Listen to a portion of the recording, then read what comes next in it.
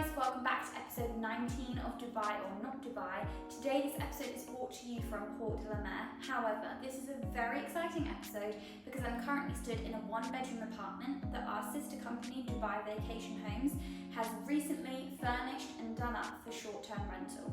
Now this is our first one here in Port de la Mer. I'm going to rewind back to the very beginning and we're going to talk numbers and also show you the process. So let's get straight to it. The moving in has officially started for this one bedroom in Port de la Mer that will be going on short term. As you can see, it's literally brand new, just handed over. So the unit is stunning and everything has literally just been done. We picked up the keys last week and this will be our first ever short term holiday home here in Port de la Mer.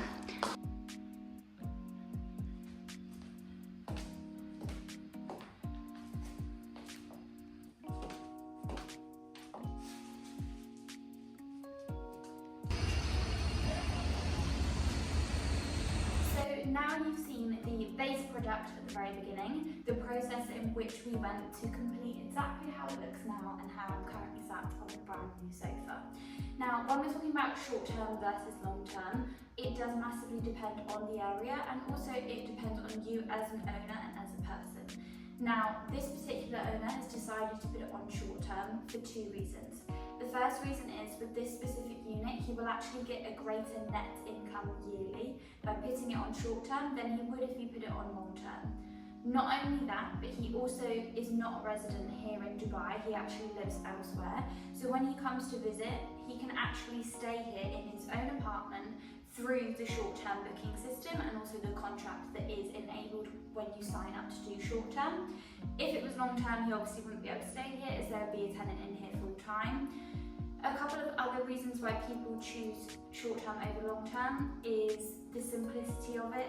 Basically, the company and the management team do absolutely everything for you from start to finish and everything in between. So this can put a lot of people's minds at ease. They know exactly who is coming in and coming out. They know exactly what is being generated. They've got the stats, facts, figures and statistics. Obviously, in comparison to long term, it depends on the type of tenant that you have. Most people do tend to treat it as a home and they look after it very well. However, that can come with a lot of wear and tear. Once the tenant then leaves, then obviously you have to redo everything for the next tenant to move in.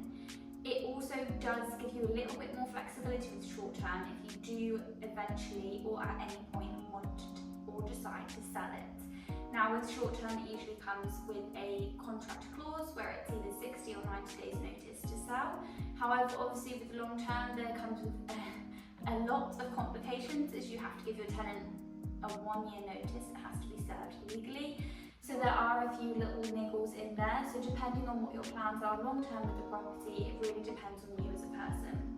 But we're going to double back and I'm going to move to a different room and then we're going to talk about numbers specifically here for Port de la Mer. So when we're talking about pros and cons, obviously everything has its pros and everything has its cons. It's just dependent on who you are as a person and also very specific to your unit. Now this unit does have a partial marina view to the right hand side. However, a lot of people, if they have a community view or they're facing another building, short term is often a better way to go. As like I said before, they can actually get a greater net return on their yearly income. Now for short term, obviously the majority of people say, well, you know, Dubai is not a tourist attraction and is not a tourist city at all points of the year, which is correct. However, it's basically the total yearly income that people project to you. So if you are interested in short term, we will basically draw up a report of other similar units within the area, specifically as we're sat here in Port de la Mer, to generate a number that makes sense.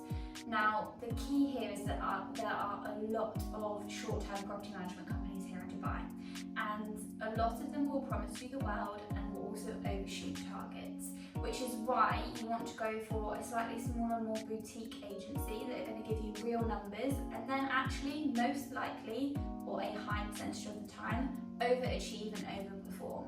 But the key is to obviously set that expectation from the beginning. There are upfront costs, for example the furnishings. There are your normal costs like service charges and all of the electricity bills and the water bills. So again, it's very dependent on your particular circumstance. But here in Port-de-la-Mer, it's going to be a tourist attraction. It comes with a private beach, it comes with a marina, there's shops and restaurants, and actually recently in Port-de-la-Mer it has been very busy to the point where there are lots of people sat outside. There's a brand new bakery that's opened up and it gives you a real family community feel. So it's really nice here at the moment, and I think that J1 Beach has helped with this. If you haven't seen my episode on that, circle back, as a lot of the restaurants and a lot of the beach clubs have started to open up there.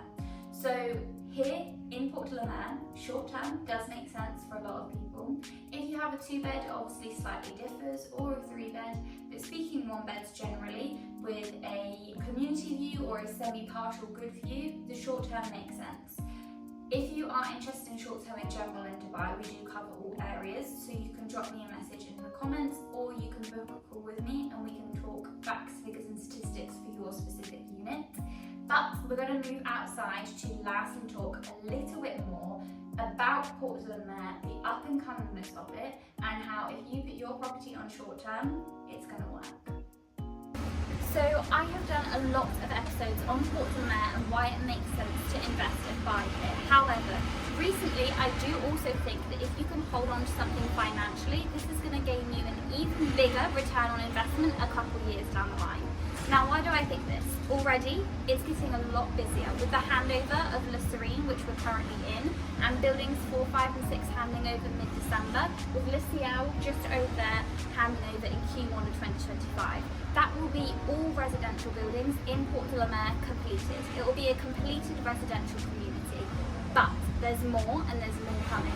Not only does it have private beach access, but there's going to be a Grand Melia hotel just in the corner on the other side of the marina. There is going to be a Zuma beach house and also boutique shops and restaurants just along the beachfront. So you have that peaceful, tranquil, waterfront living in a nice community that's not overly crowded and that there's nice low-rise residential buildings, but with the added bonus of literally just a 15-minute walk around the island to La Mer, to J1 Beach, where the vibes are completely different.